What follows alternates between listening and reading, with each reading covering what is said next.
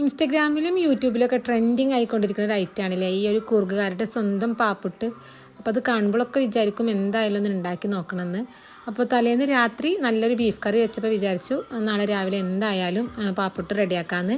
അപ്പോൾ ഇതാ ഒരു കപ്പ് പുട്ടുപൊടിയിലേക്ക് അരക്കപ്പ് തേങ്ങയും 2 ടീസ്പൂൺ നെയ്യും 2 ടീസ്പൂൺ പഞ്ചസാരയും ആവശ്യത്തിനുള്ള ഉപ്പും 1 കപ്പ് പാലും കൂടി ചേർത്തിട്ട് പുട്ടുപൊടി കൈ വെച്ചിട്ട് നല്ലോണം ഒന്ന് മിക്സ് ചെയ്തെടുക്കുക. ഇനിയിപ്പോൾ അതൊരു 10 മിനിറ്റ് റെസ്റ്റ് ചെയ്യാൻ വേണ്ടിയിട്ട് വെച്ച് കൊടുക്കുക.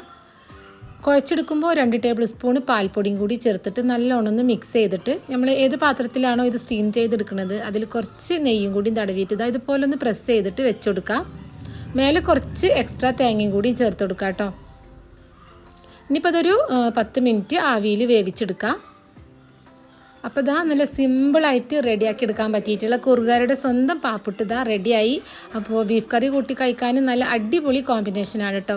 ഒരു വട്ടെങ്കിലും എന്തായാലും എല്ലാവരും ഒന്ന് ട്രൈ ചെയ്ത് നോക്കി. എന്തായാലും കുറുക് വരെ ഒന്നും പോകാൻ പറ്റില്ലല്ലോ ഇത് കഴിക്കാൻ. അപ്പോൾ എന്തായാലും വീട്ടിൽ തന്നെ ഒന്ന് റെഡിയാക്കി വെക്കും.